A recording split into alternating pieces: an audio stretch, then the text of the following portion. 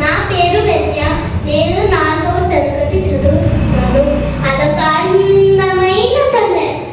ఆ పల్లెలో రాము మరియు వాళ్ళ అమ్మ ఒక చిన్న గుడిసెలో నివసిస్తుండేవాళ్ళు. పాపం అతనికి నాన్న లేడు. అమ్మ ఇరుగు పొరుగు వారు ఇళ్లలో పనిచేసేది. అంటే గిన్నెలు తోమి, బట్టలు ఉతికి, ఇల్లు ఊడ్చి కష్టపడి పనులు చేసి తన కొడుకును పెంచుతుంది. కానీ ఒక విషాద విషయం, రాము వాళ్ళ అమ్మకు ఒక కన్ను లేదు.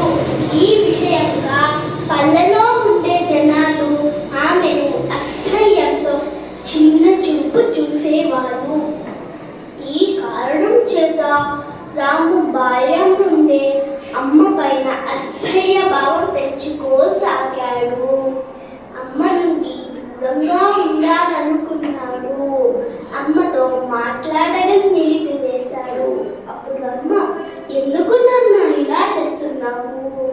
చూడమ్మా, నువ్వు గ్రుడ్డిది. నీతో ఉంటే నన్ను కూడా అపహాస్యం చేస్తావు. కాబట్టి నీ నుండి దూరంగా ఉంటేనే నేను అని చెప్పి వెళ్ళిపోతాడు. అమ్మ మనసు విరిగిపోయింది. చాలా బాధపడింది. రాము పట్టణానికి వెళ్ళి బాగా చదువుకున్నాడు. ఉద్యోగం సంపాదించుకున్నాడు. పెద్ద ఇల్లు కట్టుకున్నాడు. పెళ్లి చేసుకున్నాడు. పిల్లలు కూడా కలిగారు.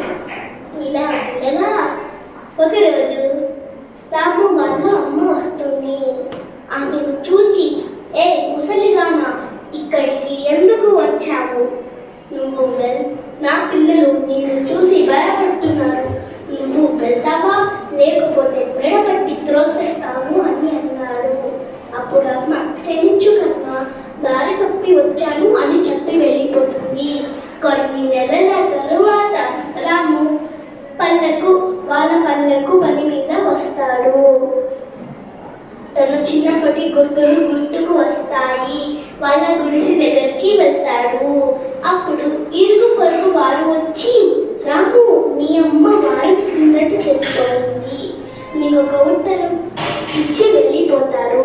దాంట్లో ఇలా ఉంది, కన్నా నీ దగ్గర ఒక నిజం దాచాను. నువ్వు చిన్నప్పుడు ఆడుకుంటున్నప్పుడు ప్రమాదానికి గురి అయినావు. ఒక కన్ను పోగొట్టుకున్నావు. డాక్టర్ నాకు కన్ను తీసి నీకు పెట్టారు. నాకు ఎంతో సంతోషం కలిగింది. నీ కన్నులో నేను ఉన్నాను కదా. నాకెందుకు చింత చెప్పు? ఒకే ఒకసారి అమ్మా అని పిలుస్తావా? ఉత్తరం చదివిన తరువాత అమ్మా అని అక్కడే కూలిపోతాడు. దీనివల్ల మనం తెలుసుకున్నది, బాహ్య సౌందర్యం కన్నా అంతర్గత సౌందర్యం ఎప్పుడు